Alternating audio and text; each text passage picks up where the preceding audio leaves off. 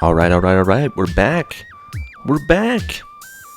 Guys, man, this is my first non-Substack related podcast here. This is groundbreaking. You guys are witnessing history. Yeah, that's my first kind of quasi, semi, however you want to call it, review on a movie that just came out. If you didn't know, it is Dune Part 2. And we're going to be covering that. But before we do that, got some news to go over. Some crazy stuff happened this week. The last couple weeks, ever since we last talked, there's been a lot of things going on, and I think it's just going to get only busier from here. So very exciting to start off the year. We're in March, which means, we no longer have the January Neesons, at the movie theaters, or the February kind of like just random Madam Webs hitting the theater. Now we're starting to get to the good stuff. And Dune Part 2 kind of started us off on a really good note. So very excited to get into that. Before we do that, let's cover some news. Fantastic Four finally cast on Valentine's Day. So last time that we posted the podcast, I think that news had just come out and we were just uploading, but so we didn't get to cover it then, but did want to just quickly address it. We got Pedro Pascal as Reed Richards. We got Vanessa, what's her name? Vanessa Kirby. Yeah, I almost said Vanessa Redgrave. I'm like, that's not right. She sounds like that's an older name. Vanessa Kirby from The Crown and Mission Impossible as Sue Storm. Joe Quinn from Stranger Things Season 4 as Johnny Storm. And then we got Eben Moss Backrack as Ben Grimm, the Thing. I gotta say, A+ all around. Love this cast. I think, judging by how people that are not immersed into the Marvel fandom and all of that, like how general audiences are responding to this casting is really, it's getting me ecstatic for what we're about to see with this movie.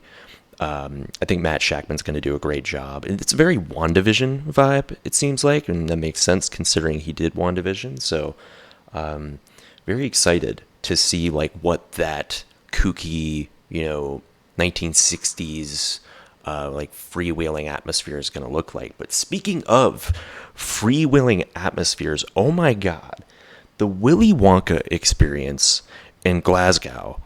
I don't even know what to say.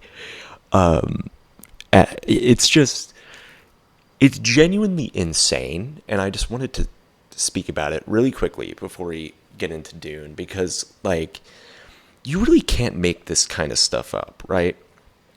It's like you have 15 pages of AI generated slop about like Willy Wonka, who's not even named Willy Wonka in the script, I'm guessing because of copyright issues or whatever. Like, he's taken down The Unknown, which this has already turned into a meme that's been beaten to death, and they're making a movie called The Unknown, obviously, because, it's public domain, so they have to do some kind of horror thing with it. But I'm getting sidetracked. But I saw some of the I watched a Danny Gonzalez video, and I listened to another podcast, and they were breaking down the AI art, and I don't think anybody did like a briefing on what the AI art was saying. It was like a paradise of teats or something like that, instead of paradise of treats. It's like nothing made sense at all in in what was on like the advertisements. Yet nobody saw it. Nobody understood that it was that this whole thing was a scam. I don't know. It's insane.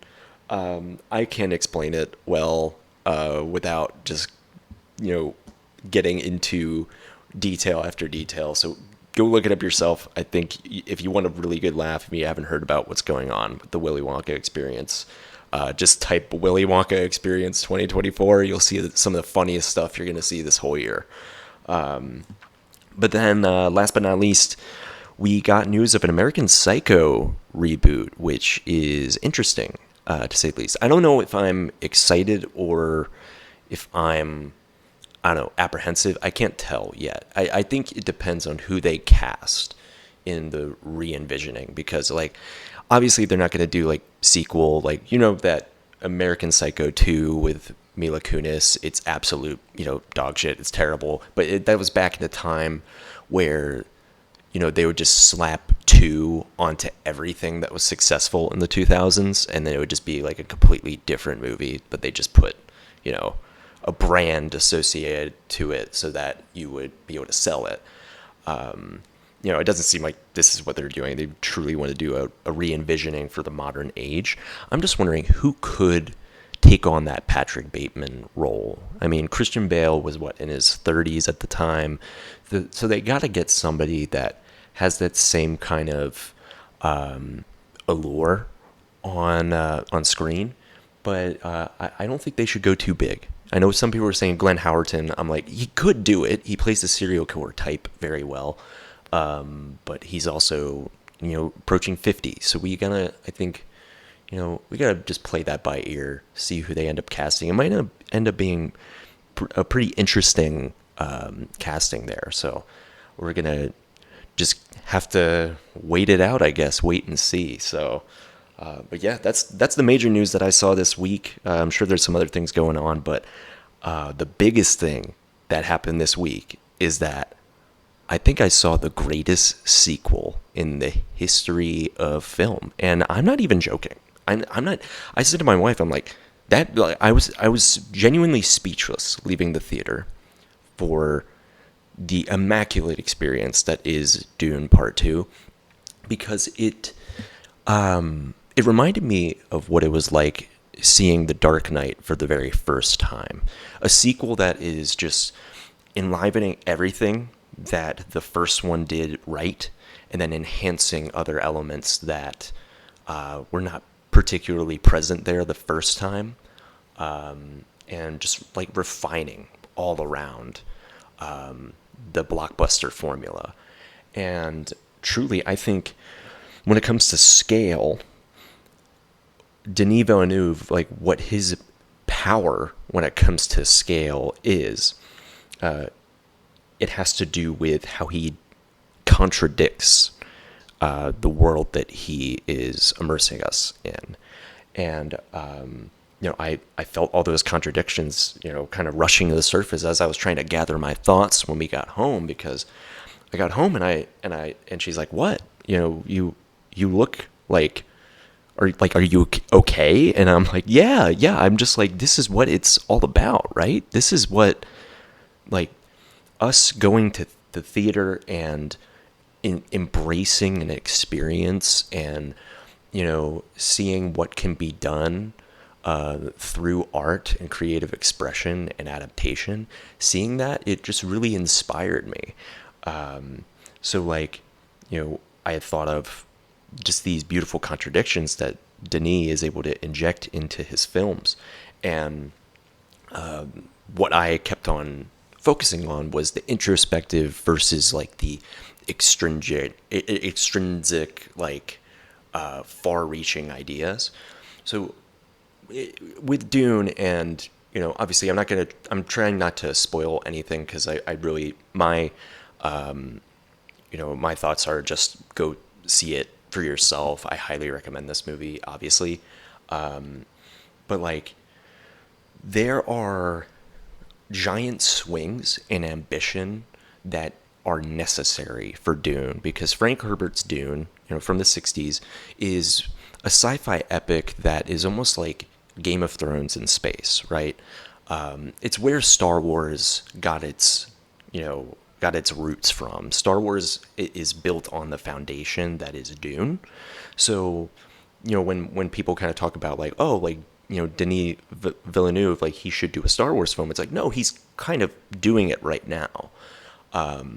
But what makes his filmmaking so interesting, looking at Blade Runner 2049, looking at, something like Sicario and Arrival, there are so many far-reaching ideas, like I said, that are based in ambition, right?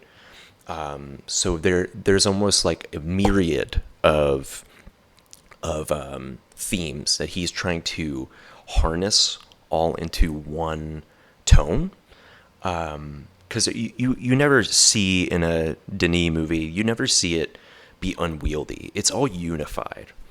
And I think Dune Part Two is the best example of him unifying the tone that throughout the entire progression of the film, but also giving us varying perspectives on what this film means to both the creator and what it could mean to the audience. So with those contradictions, you're having a lot of inner conflicts around destiny, legacy, heritage. I think Paul's overall arc is so, well, like in the book, I know it's supposed to be very epic in its scale, but yet it in Denis' version, he's able to make this feel personal. At the same time, it's like this gigantic war that is on the horizon, and it is something that is, the war being covered in a sci-fi film or any major blockbuster, that is something that is a very broad topic, right? So you're dealing with something that's a lot more external than a character diving into his own psyche and what he means to a prophecy, what he means to these people that he has just involved himself with, what he means to his own family. So by diving into those contradictions, it kind of is meant to incite a bit of unease in the viewer, and I think Denis does a great job at doing that. He stirs up so many ideas in your mind as you're watching this movie that you become so transfixed on the plot and on the characters and what it means to each person that is moving through their arc. Yet when the epic battle scenes kind of ascend to the surface, especially in the final hour, you see that culmination through action. Not just action as in fighting, but action as in these characters are finally doing something that is fulfilling and rounding out their arcs. So it's all around just the most exquisite writing for blockbuster filmmaking that I've seen in quite some time. There's like an ornately hollow visual style that is so inviting as a viewer that you can't help but marvel at how the blending of the practical and the CG is so seamless. It looks futuristic yet traditional at the same time, which is so representative of the world that Dune is. Dune is, what, 10,000 years in the future, right? But it's like analog. It's like pulled back like on the tech side. There's like futuristic tech, but it is a lot more restrained and not as like ingrained into the society. So the fact that Denis is able to balance those ideas at the same time in a visual sense from like Greg Fraser's cinematography, you really feel like this world is real. It feels like this world is alive as you're in it. Yet it's so, that hollowness of it, you feel the hold of the empire over it. The hold of the spice is what drives this almost shallow view of trade and this shallow view of humanity. And then it makes you sink into the like the mindset of the Fremen, which I think is just such an interesting way to visually tell that story. Like I saw that Denis Villeneuve had recently given an interview about what he thought about Blade Runner 2049, and I thought he was nuts. I mean, I know artists get a little bashful and shy about certain projects, but Blade Runner 2049 is one of my favorite films of all time, and I think he did such an amazing job But like even further than that, I think he took what he did in Blade Runner 2049 and almost like he expanded it to an even bigger scale, but then was able to drill down on the inward looking parts of this film even more than he did in Blade Runner 2049. Because, like he said in the interview, his philosophy is really like that films are not reserved for dialogue, right? Dialogue is more television based. And I know it sparked a little bit of a debate on Twitter on what that actually meant. I think I think he's onto something there for sure. I think he really is saying something that it should be, considered very poignant and important in this day and age, because television is a medium where it evolved from radio, right? What I'm doing right now, that's a little bit more like radio based. You put this into a TV context, it's going to have more dialogue based because it's coming from a foundation that is dialogue based, right? Film is a visual medium. It started off that way like years and years ago with the silent films. You had the images telling a story, telling you what the characters were supposed to be feeling in that moment, and because of that, then you immediately relate to that. So him saying that like he likes to tell those stories in images, like you really do see that on the screen across all of Dune Part Two, and it honestly reinforces a lot of the visually atmospheric layers and kind of trippy weirdness of Dune Part One, because Part One, when it came out, I liked it a lot. I think it's a very good movie. I don't think it's on the par of like an Arrival or a Sicario, but like it's so strictly Denis Villeneuve, in its visual palette and its pacing and its tension, its introspection. But you merge it with Dune Part 2, and it is such a complete story in not just how he's able to bridge the two halves of the book, but he's able to bridge the visual language to the viewer in a way that is so satisfying, and it doesn't cross over into overindulgence, because I think that's where we have a little problem with other filmmakers of our modern age, is that they have a little bit of overindulgence, like Zack Snyder, for instance, overindulgence on the visual side. I love his visuals, but he just, I think, paints too much of a broad picture without recognizing that the audience can grasp that broad picture pretty easily. I think Denis Villeneuve, like he recognizes that the audience isn't stupid. They're able to immerse themselves into this world because they came here. They understand that like this is something that is far greater than just a mini space opera. It's not like that. It's not a Star Wars film. They know that they're getting into that because Dune itself, the text itself, invites analysis. That's what all of the Dune books have always been, is that they invite analysis about what is it actually parallel to. And it's a parallel to political systems. It's a parallel to religious and cultural events in history. So the fact that he's able to like guide us along that journey through giving us just subtle cinematography bits that are evocative of Nolan, evocative of Spielberg, of Scorsese. It truly is something just special and amazing to behold on the big screen. And one of the reasons why, like something like them deviating from the source material, like when during Fade Rotha's introduction, it's a black and white arena. And that's the natural lighting of the sun. That was not in the book, but that was Greg Fraser and Denis Villeneuve's idea to tell to the viewer what this world is supposed to be like for the Harkonnens. Like that, it to me is like such an interesting like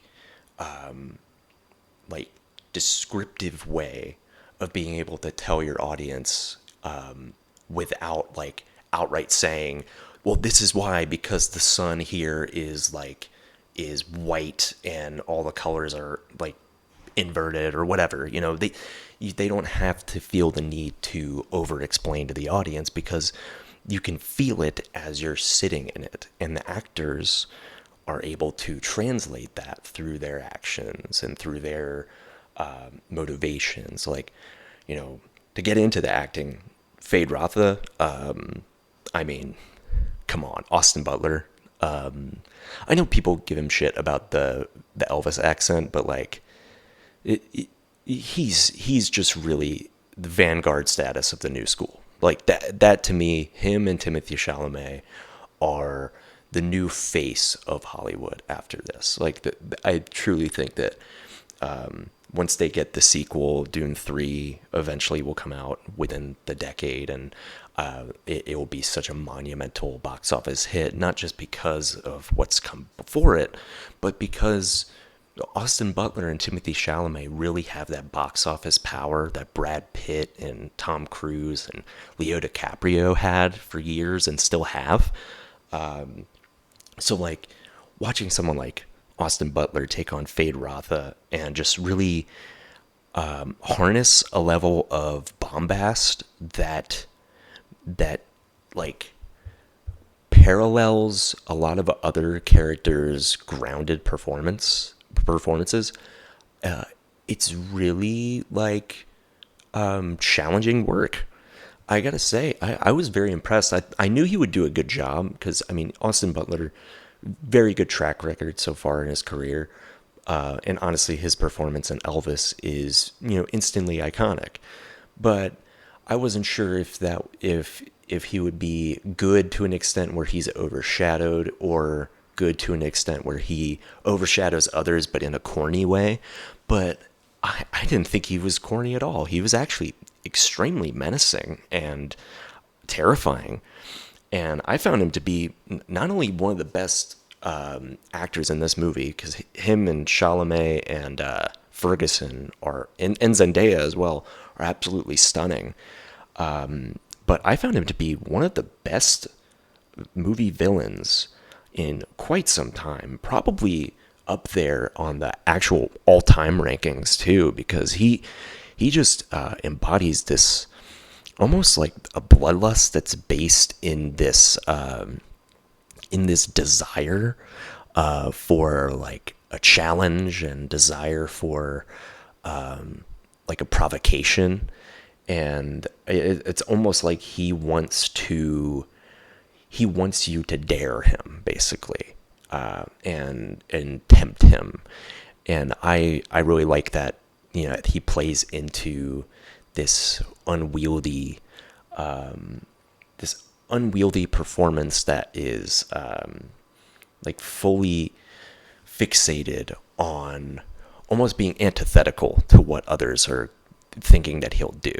So when he does something very like surprising or unpredictable, the audience gasps. Like, I heard audible gasps when he sliced the throat of just a random person, and he's terrifying. He genuinely, when he walks into the room, you kind of feel everybody hold their breath, and that is the mark of a villain that is truly built like with horror in mind. And I think that's testament to Denis' direction of being able to get Austin to look at it from a almost like a performative point of view. Not that it is a performance, obviously, but a performative point of view is what I mean. There is that go a little bit overboard, go 11 out of 10 on certain things, but the thing is, the tone of the film will keep it grounded. So there's got to be a lot of trust between an actor and a director there, I'm sure, because the actor is probably getting full creative freedom to just engage with the character and go absolutely ballistic. But then it's on the director to kind of shape that performance to what the film needs.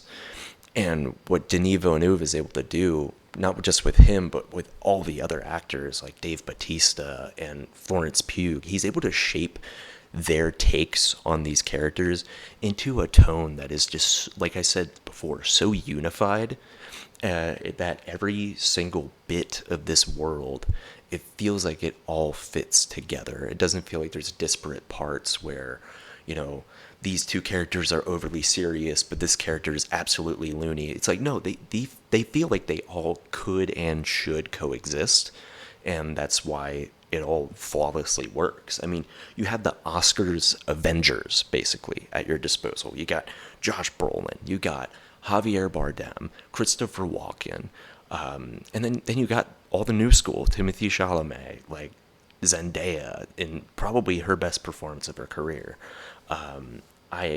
I truly think, like, being able to wrangle that amount of talent, and it's not like Oppenheimer and Barbie didn't do that. They did, and I love both of those movies to varying extents, of course. But like, what they are able to do with their casts is, basically what you should be able to do as a director with a big cast, is be able to make sure everybody stands out. And Oppenheimer and Barbie do that.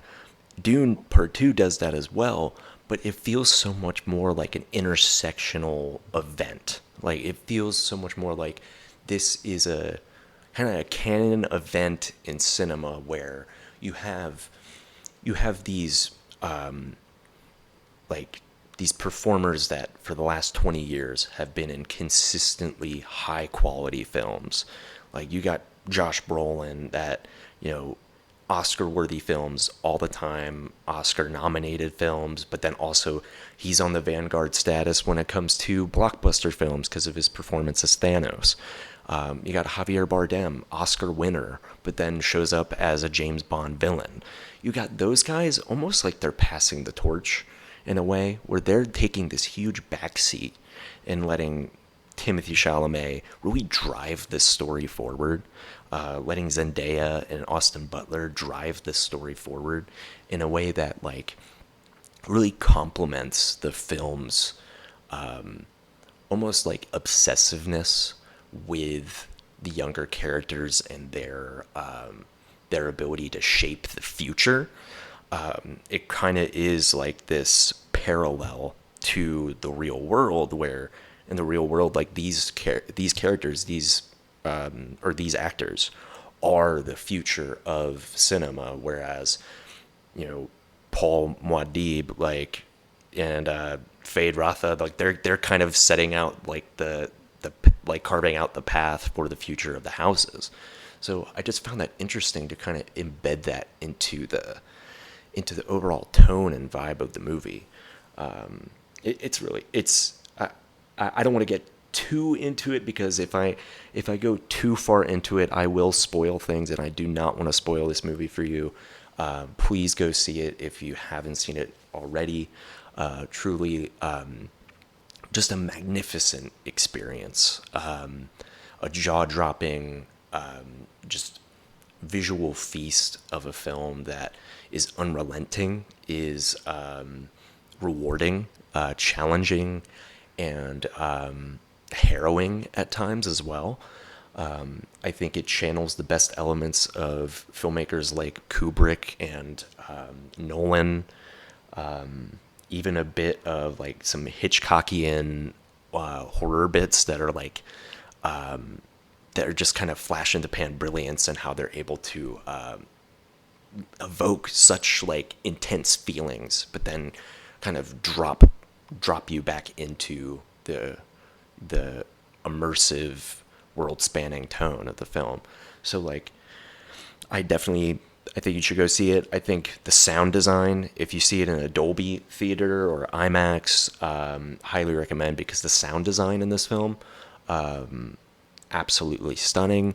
I don't want to spoil this too much, but the worm sequences that you've probably seen from the trailer, among the best mix of practical and CG that I think I've ever seen in my entire life on screen, and should be the blueprint for blockbusters moving forward, because we've gotten so accustomed to blockbusters that are green screen based, and that's fine. That's kind of how it's always been. But like, really, when it comes to an event film that is not like about trying to have fun, it's about telling a story that can inspire and infuriate at the same time, telling one that is epic in scale but personal in characters, developments, and I just got to say, like, this is, I think, like it should be the new standard when it comes to how studios want to,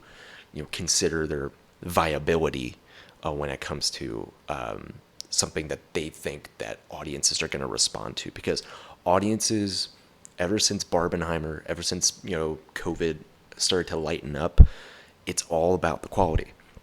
It's not about the visual effects, whatever the CG is telling us, like whatever new world we've been transported to. It's not about that. It's about, what is this world making me feel, and how do I connect to this world and its story? So the fact that we're seeing that swing back to this kind of cinema that is, fully focused on quality over quantity, is, I think, a really amazing thing that we're like getting to experience again, because movies haven't been like that for a while. It's been about over 10 years since we've gotten to like experience just big event films like this. Like you see, and I'm not discounting the Avengers franchise. I think that is extremely important for its time, but we're starting out the 2020s with this immaculate run of IMAX-based films like Top Gun Maverick, Nope, Oppenheimer, now Dune Part 2.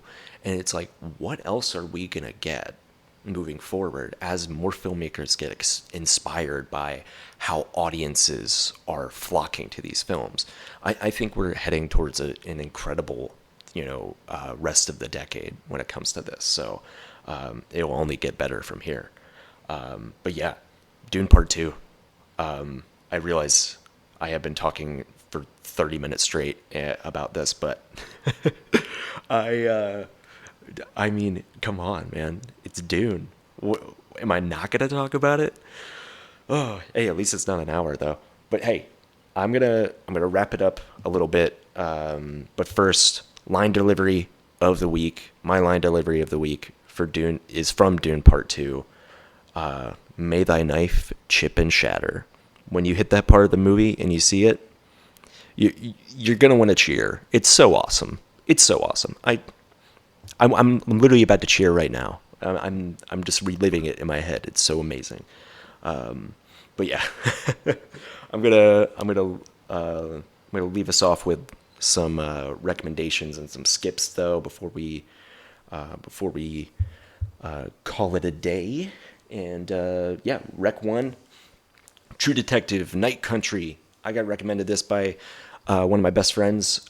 She said it was pretty good. I wanted to wait until I could binge them all because I knew I'd be addicted. And oh my god, I love it. I absolutely love it. It kind of brings back that cosmic horror of the first 2014 season with McConaughey and Harrelson.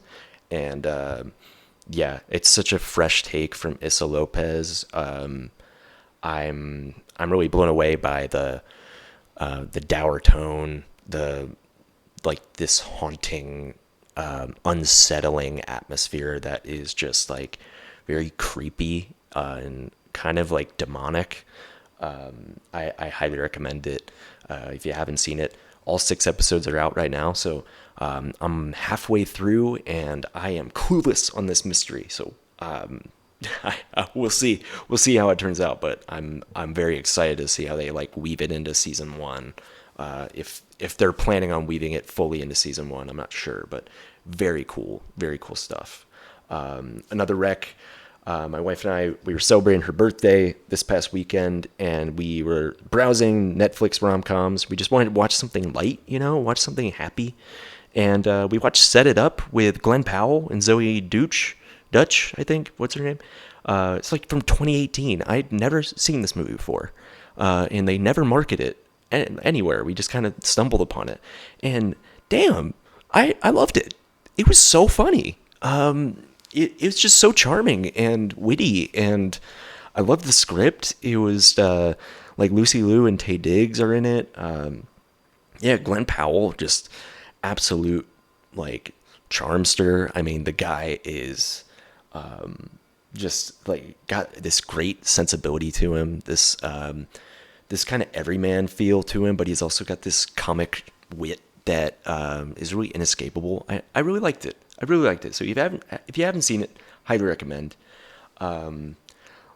Last recommendation before you get to the skips: Curb Your Enthusiasm. First and foremost, rest in peace, Richard Lewis. Such a huge loss. I mean, one of the greatest comedians of all time. I'm very glad to see that he was in the final season of Curb, and he does, obviously, as expected, a fantastic job. The new season, it's the final season, so it's kind of not dawned on me yet that Curb is over after this, but I'm enjoying it with every step of the way. I mean, it's absolutely fantastic. It's as brazen and ridiculous as it ever was. But at the same time, like, there's a bit of a more like dialed up, heightened tone to it that he's been, dealing with in the last 3 seasons of the show. Like he went for it in season 9. Like he took a huge swing, and it wasn't as good. Then he dialed it back, and 10, 11, and 12 have all been like heightened, but still like of the same caliber and tone of like the middle seasons. So it's good to see Larry like ending on a high note with that. But yeah, now a couple skips, and then we'll head on out. Yeah, a couple skips. Upgraded. This was the second rom-com that my wife and I watched on her birthday, and this one just didn't do it for me. It's fine. It's not great, but you probably skip it and be fine without watching it. Camila Mendes from Riverdale. She's the star. She does a good job. She's like honestly very charming as well, and I think her chemistry with the romantic lead is really good. It's just the script with like the art dealing and like I don't know, it just was boring. And Marissa Tomei does this accent that is just like kind of obnoxious. Like it feels straight out of like a 2000s sitcom, not sitcom, 2000s rom-com that is just like, I don't know, a little tone deaf. I felt like they could have cast one that actually has like an accent, like a Sofia Vergara. Like they could have cast someone that could have used the accent, in a practical way instead of kind of making it like a thing about an American character doing a European accent. I don't know. I was turned off by it. Wasn't too crazy about it. And then last but not least, the final skip everything about it. Don't even watch the trailer. Aquaman and the Lost Kingdom. Oh my God. It sucks. It sucks so bad. It's a total mess. You could tell it was just hacked to bits by the end, and the way that they incorporate the narration and the exposition, it's really just slapdash. Like we edited this together because we didn't know what we were doing for the future of the universe. We had to reshoot around Amber Heard being cut out of the movie. We had to reshoot around probably realizing that our first cut was pretty bad, and we needed to fix a lot of things. So it was very tough to watch. The action scenes are fine. It's what it is. Like the color palettes are fun and nice, and everything kind of looks okay, except for like when you just have a random steady cam shot on Jason Momoa, and you can clearly tell the background behind him is fake. And that's like on land. Like obviously at sea, it's going to be fake, but because it's all CG, but like, God, I don't know how you go from $1 billion movie, Aquaman, like at the height of the superhero craze. How do we get here? How do we go from like Aquaman genuinely liked by everyone? Not like a crazy good movie, but it's still fun. People like it. I remember I saw it in the theater when it came out. It was really fun. How do you go from that to like a movie that barely made any money, lost a lot of money for Warner Brothers, ends the DCEU, like de facto ends it, and is critically just like panned? How do you go from that? It's so bizarre. And I think it speaks to the thing that I was saying earlier, that people want the quality. We realized that, oh, in 2018, we deserved a lot better than Aquaman being our big $1 billion movie. Now we want our $1 billion movies to be Dune. So, yeah, all in all, skip that one. It's so bad. Skip the other one. It's also not great. It's not bad, but it's not great. But yeah, recommendations. I'll wrap them up again. True Detective, Set It Up, and Curb Your Enthusiasm. Then skip Upgraded and Aquaman 2. But yeah, until next time, we got some crazy good movies coming up soon. So I'm going to be covering them in this format a lot more. So make sure you're tuned into Substack. I got another series coming out this week. It's on the Star Wars graveyard. So basically all the Star Wars projects that have been canceled or in limbo, I'm just going to dive into them a little bit as much as I can because there's just way too many. And yeah, I got some album reviews coming to YouTube. So yeah, stay posted. I will be in touch. That's for sure. This is John Dudley Speaks, the podcast. I still don't know how to wrap these things up all that well, but thanks for listening. Bye.